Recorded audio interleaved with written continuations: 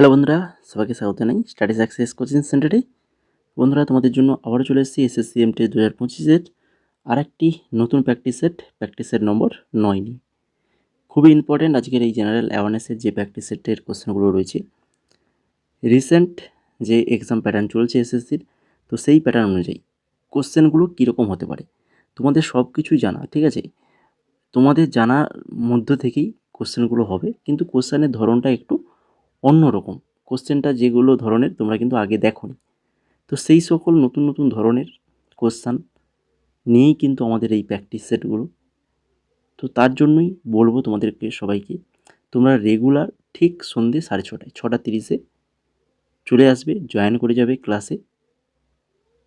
এই ক্লাসগুলো যদি তোমরা প্র্যাকটিস সেটগুলো ঠিকঠাক করে দাও, তাহলে কিন্তু দেখবে তোমাদের এক্সামের জন্য অনেক অনেক হেল্পফুল হবে। কেননা তোমরা এখানে জেনে যাবে যে কোশ্চেনগুলো কীরকম আসতে পারে, কোন কোশ্চেন এলে কীভাবে অ্যান্সারগুলো করতে হবে, তো সেগুলো কিন্তু জানতে পেরে যাবে। খুবই একদম নতুন প্যাটার্ন, এডুকেটিভ প্যাটার্ন, যেরকমভাবে করাবে সেই রকমভাবেই কিন্তু কোশ্চেনগুলো আমরা এখানে রেখেছি। আর যারা এসএসসির এই এমটিএস এবং হাবিলদার 2025-এর মক টেস্ট, আমাদের যে মক টেস্ট চলছে, তো সেই মক টেস্টগুলো যারা দেওনি সম্পূর্ণ ফ্রিতে দিতে পারবে। তার জন্য তোমরা আমাদের টেলিগ্রামে চলে যাবে, study success coaching centre Telegram channel রয়েছে, ওই টেলিগ্রামে চলে যাও, ওখানে তোমরা মক টেস্টের লিঙ্ক পেয়ে যাবে। ঠিক আছে, ওখান থেকে যে লিঙ্ক দিয়েছি সেই লিঙ্ক থেকে অ্যাপসটা ডাউনলোড করে তারপরে ওখানে রেজিস্ট্রেশন করে তোমরা কিন্তু মক টেস্টগুলো দিতে পারবে। তো এবার চলো দেখে নিই আজকের ক্লাসের ফার্স্ট কোশ্চেন কী রয়েছে। খুবই একদম নতুন ধরনের একটা, দেখো কোশ্চেনটা তোমাদের সবই জানা। দেখো, বায়ুমণ্ডলের ঘটনাগুলিতে তাদের পরিমাপক যন্ত্রের নাম বলো। বাতাসের গতি পরিমাপক যন্ত্রের নাম কি তোমরা পড়োনি? বা বাতাসের আর্দ্রতা পরিমাপের যন্ত্র বা বায়ুমণ্ডলের চাপ পরিমাপক যন্ত্র, এগুলো কি তোমরা পড়োনি? আলাদা আলাদাভাবে কোশ্চেনে পড়েছো, তো একরকমভাবে এইভাবে যে প্যাটার্নটা দিয়েছে, তো এগুলো কিন্তু নতুন একটা প্যাটার্ন। ঠিক আছে, এর আগে এরকম এমটিএসের কোশ্চেন কিন্তু এই ধরনের হতো না, কিন্তু বর্তমানে এগুলো হতে পারে তোমাদের এক্সামে। ঠিক আছে, তো এখানে যেটা সঠিক অ্যান্সার হবে সেটা হচ্ছে কোনটা বলো তো? না, সেটা হচ্ছে অপশান নাম্বার সি। কেন? বাতাসের আর্দ্রতা পরিমাপক যন্ত্রের নাম কী হবে না, হচ্ছে অ্যানিমোমিটার। বাতাসের গতি মাপা যন্ত্রের নাম অ্যানিমোমিটার। তারপরে হচ্ছে আর্দ্রতা মাপা যন্ত্রের নাম হাইগ্রোমিটার, আর বায়ুমণ্ডলের চাপ মাপা যন্ত্রের নাম ব্যারোমিটার। ঠিক আছে, এইভাবে কিন্তু আমাদেরকে মেলাতে হবে, জিনিসটাকে মেলাতে হবে পরপর। বাকিগুলো দেখো সব আলাদা আলাদাভাবে আছে, মিলছে না, তো এটাই মিলছে অপশান নাম্বার সি, তাহলে অপশান নাম্বার সি হয়ে যাবে সঠিক অ্যান্সার।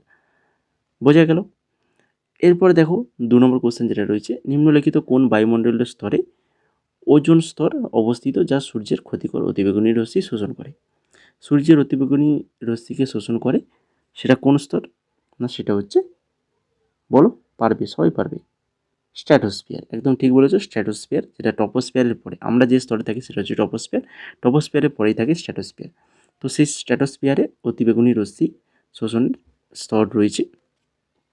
এরপরে দেখো 3 নম্বর কোশ্চেন, নিচের কোন সংরক্ষণ পদ্ধতিটি মূলত আর্দ্রতা কমিয়ে জীবাণু বৃদ্ধি রোধ করতে কাজ করে?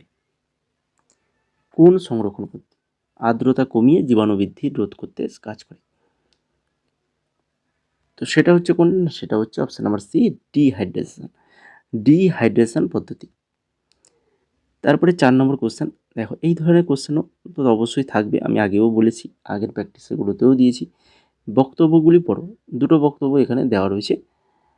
হর্ষবর্ধনের মৃত্যুর পর উত্তর ভারতের রাজনীতিতে রাজপুতরা প্রভাবশালী হয়ে ওঠে। আর 2 নম্বর যেটা রয়েছে, রাজপুতরা দৃঢ় ঐক্য বজায় রেখেছিল, যার ফলে তারা বিদেশি আক্রমণ সফলভাবে প্রতিহত করতে পেরেছিল। দুটো বিবৃতি এখানে দেওয়া রয়েছে, তো সঠিক বিবৃতি আমাদেরকে খুঁজতে হবে। বলো 1 আর 2 দুটো বিবৃতির মধ্যে কোনটা সঠিক হবে? না, শুধুমাত্র এক নম্বর যে বিবৃতি, হর্ষবর্ধনের মৃত্যুর পর উত্তর ভারতের রাজনীতিতে রাজপুতরা প্রভাবশালী হয়ে ওঠে, এই বিবৃতিটা কিন্তু সঠিক। 2 নম্বর বিবৃতি ভুল রয়েছে। তারপরে দেখো 5 নম্বর কোশ্চেন, আমি আগেও বলেছি এই যে অ্যাসারেশন আর হচ্ছে রিজন, বিবৃতি এবং কারণ, এই দুটো এইভাবে কিন্তু কোশ্চেন তোমাদেরকে এবারে অবশ্যই আসবে। তোমরা এমটিএসে এই ধরনের কোশ্চেন কিন্তু অবশ্যই তোমরা দেখতে পাবে। তো অ্যাসারেশন কি দেওয়া রয়েছে না, হচ্ছে গান্ধার শিল্পশৈলীর বুদ্ধ মূর্তিতে হেলেন্টিক্স গ্রিক বৈশিষ্ট্য দেখা যায়। আর রিজনে কি দেওয়া রয়েছে না, এই শৈলীর বুদ্ধ মূর্তিতে কোঁকড়ানো চুল এবং হেলেনিস্টিক উপাদানের উপস্থিতি লক্ষ্য করা যায়। তাহলে বলো এই দুটোর মধ্যে সঠিক এখানেও খুঁজতে হবে। সঠিক কি হবে না, সঠিক হবে এখানে অপশান নাম্বার এ, উভয় সত্য। অর্থাৎ অ্যাসেলেশন এবং রিজন দুটো যে তথ্য দেওয়া রয়েছে দুটোই তথ্য সত্য একদম। এবং আরটা হচ্ছে এ এর সঠিক ব্যাখ্যা, আরটা হচ্ছে এর সঠিক ব্যাখ্যা। বোঝা গেল? দেখো নিচেরটা অপশানে কি রয়েছে, উভয় সত্য কিন্তু আর এর সঠিক ব্যাখ্যা নয়। তো এগুলো দেখতে হবে যে আরটা এর সঠিক ব্যাখ্যা কি ব্যাখ্যা নয়, এগুলো কিন্তু আমাদেরকে চেক করতে হবে। তাহলে এখানে দুটোই সঠিক এবং তার সঙ্গে সাথে আরটা হচ্ছে এর সঠিক ব্যাখ্যা দেওয়া রয়েছে। এরপরে দেখো 6 নম্বর কোশ্চেন, ভারত বাংলাদেশ প্রতিরক্ষা সহযোগিতার সঙ্গে যুক্ত এবং রাডার ভিত্তিক সিস্টেম ব্যবহার করে সামুদ্রিক ডোমেন সচেতনতা বৃদ্ধি যে উদ্যোগ সেটি কোনটা? ভারত বাংলাদেশ প্রতিরক্ষা সহযোগিতার সঙ্গে যুক্ত এবং রাডার ভিত্তিক সিস্টেম ব্যবহার করে সামুদ্রিক ডোমেন সচেতনতা বৃদ্ধির যে উদ্যোগ সেটা কোনটা? না সেটা হচ্ছে এই যে অপশান নাম্বার সি, উপকূলীয় নজরদারি রাডার সিস্টেম মৌ। উপকূলীয় নজরদারি রাডার সিস্টেম মৌ, MOU। 7 নম্বর কোশ্চেন, নিচের বিবৃতিগুলি মনোযোগ দিয়ে পড়ো। তো আবারও বিবৃতি দুটো দেওয়া রয়েছে। এই ধরনের বিবৃতি দিয়ে কিন্তু কোশ্চেনগুলো তোমরা এক্সামে বেশি পাবে এবছর। উপদ্বীপীয় মালভূমির ডেকান ট্রাফ অঞ্চল আগ্নেয় শিলা থেকে গঠিত কৃষ্ণ মাটিতে আচ্ছাদিত। আরাবল্লী পর্বতমালা গুজরাট থেকে দিল্লি পর্যন্ত বিস্তৃত নবগঠিত ভাঁজ পর্বত। দুটো বিবৃতি দেওয়া রয়েছে। তো এখানে এই যে নবগঠিত ভাঁজ পর্বত এই কথাটার জন্যই এটা বুঝতে পারছি এই কথাটা কিন্তু ভুল। বিবৃতি 2 কিন্তু ভুল, কিন্তু বিবৃতি 1 কিন্তু সঠিক রয়েছে। তাহলে অপশান নাম্বার এ হয়ে যাবে আমাদের এখানে সঠিক অ্যান্সার। কেবলমাত্র 1 নম্বর তথ্যটা বিবৃতিটা এখানে সঠিক রয়েছে। তারপরে দেখো 8 নম্বর কোশ্চেন, কোন ব্রিক্স দেশটি আমাজন রেন ফরেস্টের জন্য পরিচিত? ব্রিক্স দেশটি আমাজন রেন ফরেস্টের জন্য বিখ্যাত। ব্রাজিল, রাশিয়া, ভারত, দক্ষিণ আফ্রিকা। সঠিক অ্যান্সার কী হবে না, সঠিক অ্যান্সার হয়ে যাবে অপশান নাম্বার এ, ব্রাজিল। 9 নম্বর, সমবর্তী তালিকার কোনো বিষয়ে কেন্দ্র ও রাজ্যর আইনের মধ্যে সংঘর্ষ হলে রাজ্যের আইন তখনই প্রাধান্য পায় যদি, বলো, কেন্দ্র এবং রাজ্যের আইনের মধ্যে সংঘর্ষ, তাহলে রাজ্যের আইন তখনই প্রাধান্য পায় যদি যদি রাষ্ট্রপতির সম্মতি পায়। রাষ্ট্রপতির সম্মতি পেলে তবে গিয়ে রাজ্যের আইনটার কিন্তু প্রাধান্যটা পাবে। এরপরে 10 নম্বর কোশ্চেন দেখো, আবারও একটা বিবৃতি দিয়ে কোশ্চেন রয়েছে, 3খানা বিবৃতি এখানে রয়েছে। ষষ্ঠ তপশিল অসম ত্রিপুরার আদিবাসী এলাকায় প্রযোজ্য।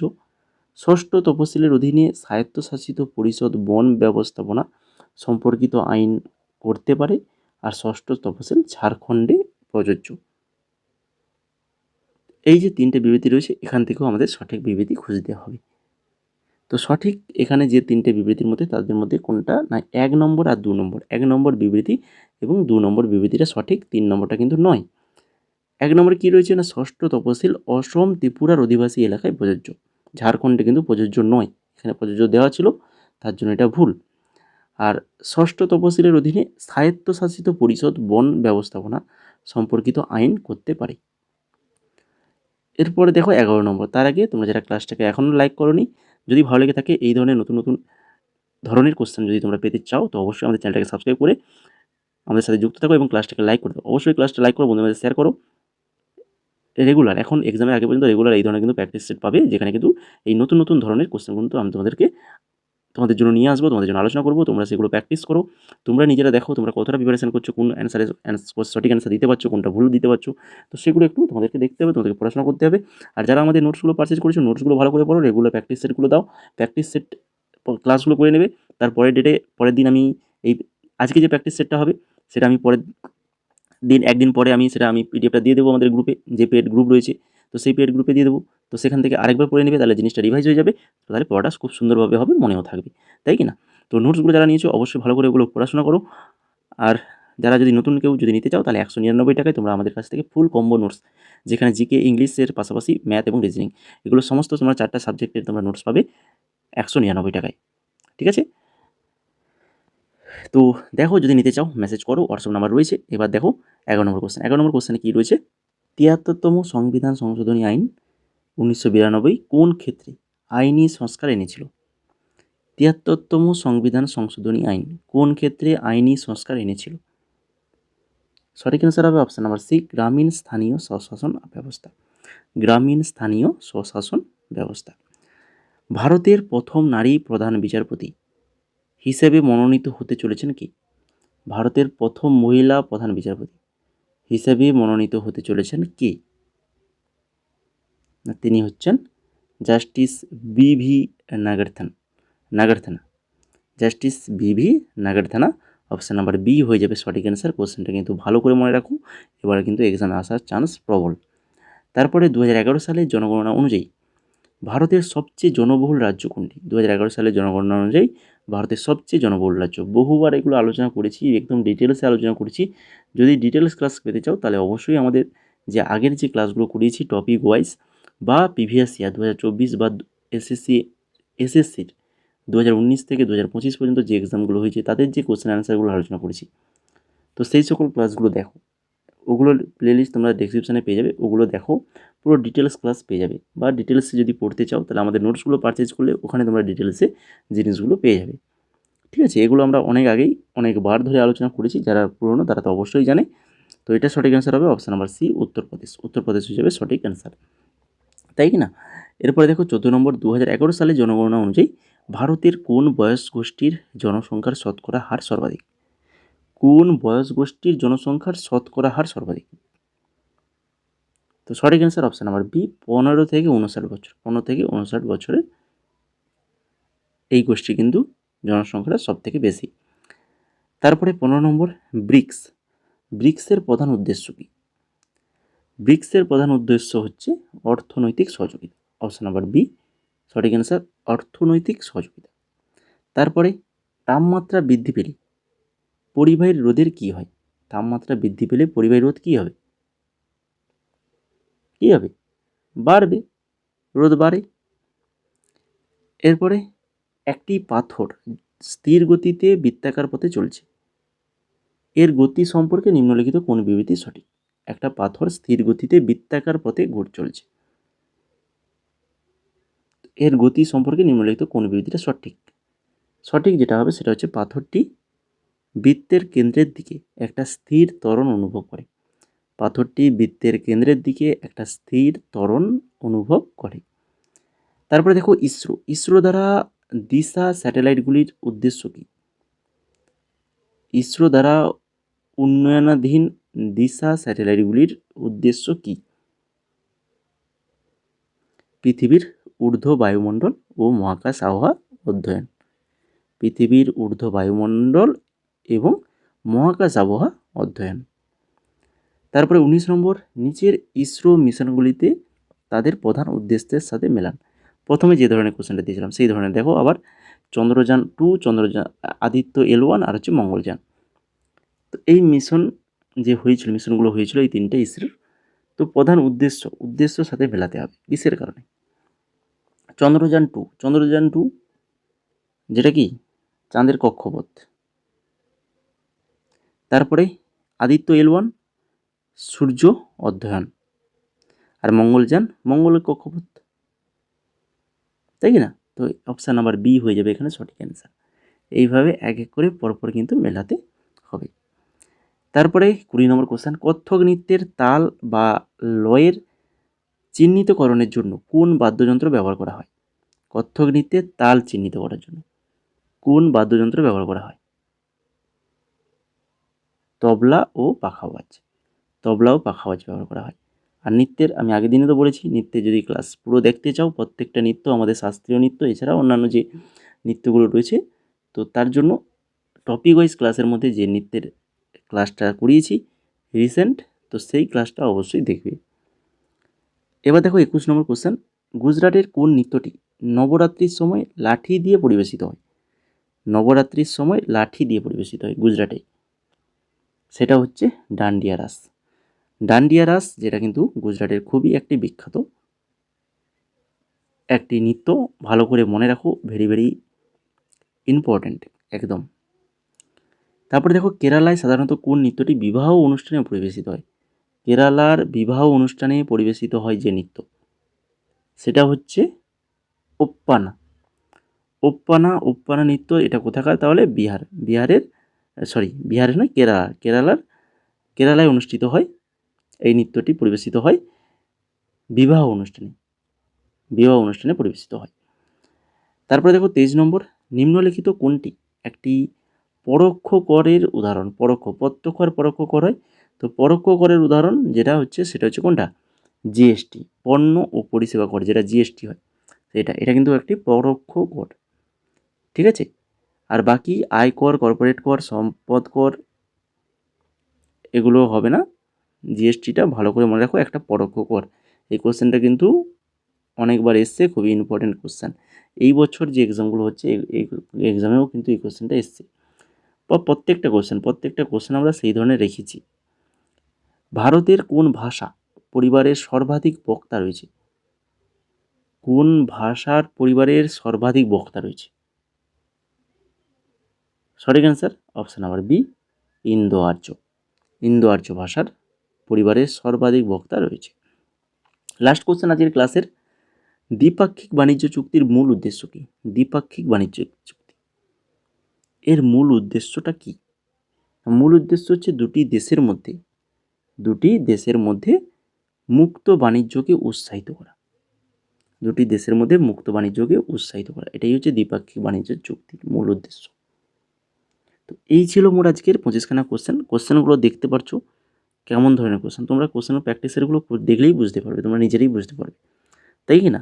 তো ইতিমধ্যে অনেকে লাইকও করে ফেলেছো ক্লাসটাকে, আর যারা লাইক করোনি তো অবশ্যই বলবো ক্লাসটাকে লাইক করে যাও, বন্ধুদের মাঝে শেয়ার করে ফেলো বা পারলে, আর হচ্ছে অবশ্যই সাবস্ক্রাইবটা করে রাখো। সাবস্ক্রাইব করে রাখলে তবে কি যে ক্লাসের নোটিফিকেশানটা তোমাদের কাছে যাবে, ঠিক আছে? ঠিক সন্ধ্যে 6:30 মনে রাখো জয়েন করে যাবে ক্লাসগুলোতে। প্র্যাকটিস সেটগুলো এখন দিয়ে যাও এক্সামের আগে পর্যন্ত, তোমাদের জন্য কিন্তু ভেরি ভেরি হেল্পফুল হবে কিন্তু এই প্র্যাকটিস সেটগুলো, ঠিক আছে? আর আমরা যে নোটের কথা যে বলেছিলাম আমি, তো সেই যে নোটস দেখো স্ক্রিনের মধ্যে যে 4খানা নোটসের ফ্রন্ট পেজ দেখতে পাচ্ছ পিডিএফের, এই 4খানা পিডিএফ তোমরা ডাউনলোড করতে পারবে এবং প্রিন্ট আউটও করতে পারবে, ঠিক আছে? যেখানে 2019 থেকে 24 প্রিভিয়াস ইয়ারের কোশ্চেন রয়েছে বিস্তারিত আলোচনা দিয়ে, শুধুমাত্র যে কোশ্চেন আনসার নয়, বিস্তারিত আলোচনা রয়েছে। স্ট্র্যাটেজিকে রয়েছে ভেরি ভেরি ইম্পর্ট্যান্ট এমটিএসের জন্য, স্পেশালি এমটিএসের যে ইম্পর্ট্যান্ট স্ট্র্যাটেজিকে সেগুলো রাখা হয়েছে। কারেন্ট অ্যাফেয়ার্স 2024 রাখা হয়েছে, 2025 আমরা গ্রুপে দিচ্ছি, এক এক করে পেড গ্রুপ যে রয়েছে আমাদের ওখানে পরপর করে দেওয়া হচ্ছে। আর ইংলিশ রয়েছে previous year question, grammar rules, বিভিন্ন গ্রামার সিনোনিম, অ্যান্টোনিমস, ইডিয়মস এগুলো রয়েছে। এছাড়া আরও অন্যান্য ইংলিশের নোটস গ্রুপে দেওয়া হচ্ছে। কারেন্ট অ্যাফেয়ার্স 2025 তো গ্রুপে দিচ্ছি, টপিক ওয়াইজ নোটস যেগুলো গ্রুপে দেওয়া হয়েছে। তাছাড়া ম্যাথ, রিজনিং এগুলো টপিক ওয়াইজ ধরে কিন্তু নোটসগুলো আমাদের পেড গ্রুপে ইতিমধ্যে টেলিগ্রাম পেড গ্রুপ যে রয়েছে সেখানে কিন্তু দিয়ে দেওয়া হয়েছে। তো তোমরা যদি নিতে চাও, যদি এখনও কেউ যদি নতুন থাকো, এক্সাম কিন্তু সামনে চলে আসছে, এখনও পর্যন্ত যদি তোমরা সংগ্রহ করোনি, যদি করতে চাও আমাদের হোয়াটসঅ্যাপ নাম্বারে মেসেজ করো, ওখানে আমরা পেমেন্ট কীভাবে করবে সেটা বলে দেবো। এছাড়া তোমরা এমটিএসের জন্য শুধুমাত্র আমাদের যে পিডিএফটা রয়েছে 2019 থেকে 24 ওটা নিতে পারো। ওটার প্রাইস পড়বে 129 টাকা। 2024-এর জিকে, যেটা 2024 সামনের যে ইয়ারটা যেটা চলে গেল, 2024-এর এক্সামটা যেটা হয়েছিল, ওই পিডিএফটা তোমরা পড়বে 55 টাকা। তারপরে ইংলিশ যদি নিতে চাও, শুধুমাত্র ইংলিশের পিডিএফ 49 টাকা। স্টেনো যে এক্সাম হয়ে গেছে একদম এডুকেটিভ প্যাটার্নের নতুন প্যাটার্ন এসএসসির, ওরও জিকে এবং ইংলিশ পিডিএফ অ্যাভেলেবল রয়েছে, যার প্রাইসগুলো তোমরা সাইডে দেখতে পাচ্ছ। সিএইচএসএলের পিডিএফও রয়েছে জিকের। তাছাড়া আমাদের ওয়েস্ট বেঙ্গল পুলিশ বা আমাদের ওয়েস্ট বেঙ্গলে যে এসএসসি স্কুল সার্ভিস কমিশনের যে এক্সামের জন্য পিডিএফ রয়েছে, জিকে পিডিএফ একদম 49 টাকার পিডিএফ। আমাদের যে জিকে পিডিএফ রয়েছে, এই জিকে পিডিএফ পড়লে তোমাদেরকে আর আদার্স কোনো জিকে বই পড়তে হবে না, ওর মধ্যে থেকে তোমরা কিন্তু সমস্ত কোশ্চেন পেয়ে যাবে। রিসেন্ট যে কলকাতা পুলিশ আর ওয়েস্ট বেঙ্গল পুলিশের যে এক্সাম হলো, আমাদের ওই পিডিএফ থেকে 90% কোশ্চেন কমন এসেছিলো, ঠিক আছে? আর আরআরবি এনটিপিসি গ্র্যাজুয়েশন লেভেলের যে এক্সামটা হয়েছে 2025-এ, তারও পিডিএফ অ্যাভেলেবল রয়েছে, 55 টাকায় পেয়ে যাবে। এছাড়া জিডি 2022 থেকে 25 জিকের প্রিভিয়াস ইয়ার কোশ্চেন, যেটা তোমরা বর্তমানে 31 টাকায় পাবে, মাত্র 31 টাকায় পেয়ে যাবে। তো এই সকল পিডিএফ যদি নিতে চাও তাহলে আমাদের হোয়াটসঅ্যাপ নাম্বার রয়েছে, হোয়াটসঅ্যাপ নাম্বারে মেসেজ করো, যেটা নিতে চাইবে সেটা লিখে মেসেজ করবে। ওখানে আমরা পেমেন্ট কীভাবে করবে সেই প্রসেসটা আমি তোমাদেরকে বলে দেবো। আর পেমেন্ট করে স্ক্রিনশট পাঠালেই আমরা তোমাদেরকে আমাদের টেলিগ্রাম যে পেড গ্রুপ রয়েছে সেই গ্রুপে অ্যাড করে দেবো। ওখান থেকে তোমরা পিডিএফগুলো ডাউনলোড করে মোবাইলে সেভ করে নিতে পারবে। ঠিক আছে, তো দেরি করো না, যেটা নিতে চাও সেটা লিখে হোয়াটসঅ্যাপে মেসেজ করো।